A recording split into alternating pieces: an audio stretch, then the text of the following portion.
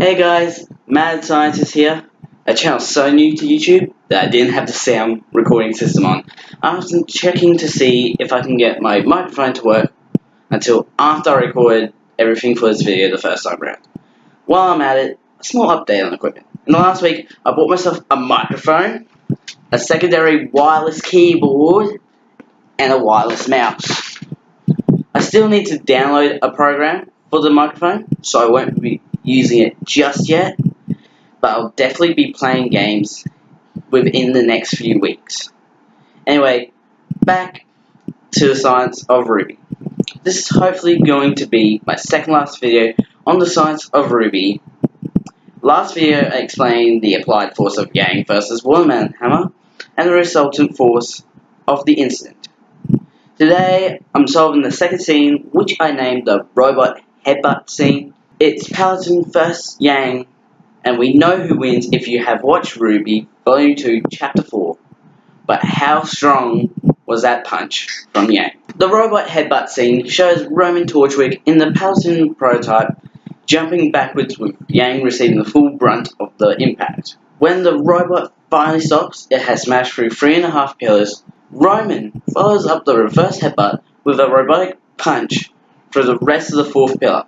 Yang goes flying some unknown distance and lands on the floor on her side. The 3 big questions I need to answer are the initial jumping force of the robot, the braking force of concrete, and the punching force of the robot arm. These questions are not as hard as last week. It's the lack of values that makes it harder than it needs to be. First, let's get some information on the Elysian Paladin 290 regarding height and weight. Using this picture as a reference and Roman's cannon height of 1.91 meters, the height of the Paladin 290 is 4.81 meters.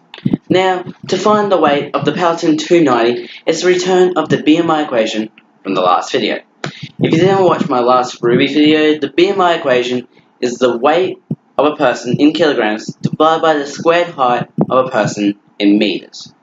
Assuming that the BMI of the Paladin is slightly underweight, or 19, the mass of a person that size is 439.6 kilos. Converted from the density of a human of 1.01 grams per milliliter to the density of steel, which is between 7,480 and 8,000 kilograms per meter cubed.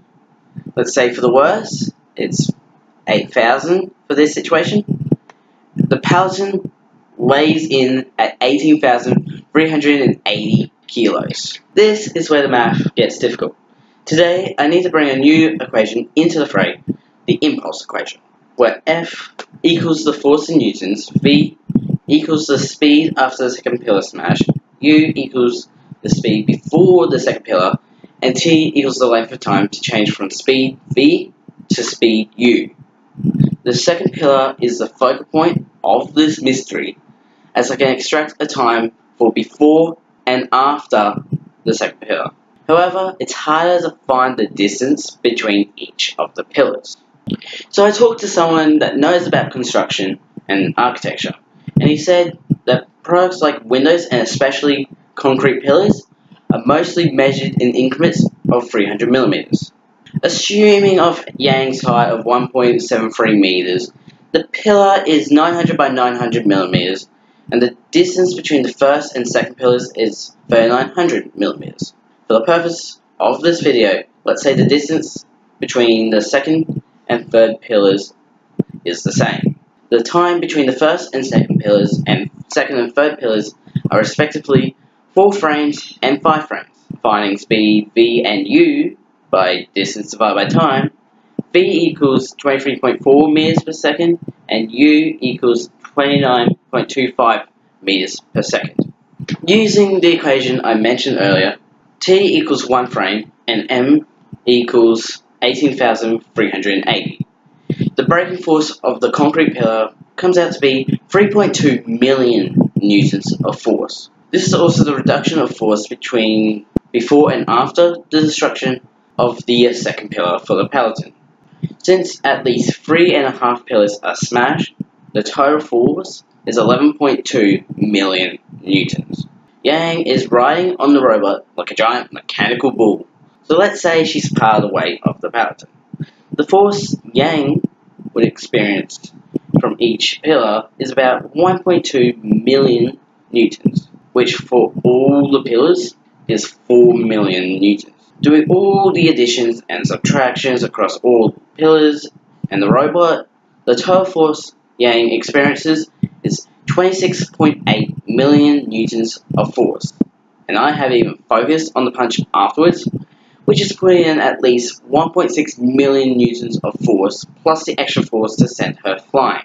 Studying the punching part of the scene multiple times, there is an assumption that I can make, and that is that the arm of the robot is similar to a human arm. A human arm is 6.5% of the human body. Therefore, the weight of the peloton arm is 1,195 kilos. The time frame from the start of the punch to Yang getting hit is 15 frames. Using scale conversions to find the length of the arm, it comes out to be 3.54 meters. Using the length of the arm as the distance, velocity is 7.08 meters per second squared, and t equals 5 frames.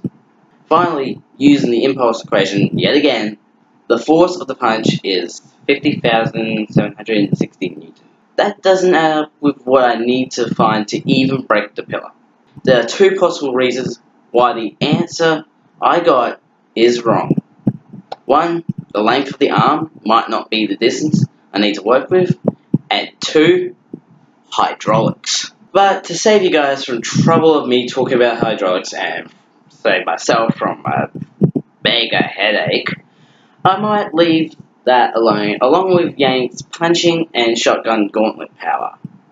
Both Yang's punch and shotgun power will be insignificant compared to the other forces, which is at least 30 million newtons in total after the punch, since the pillar and fist are both pulling about 1.6 million newtons as well.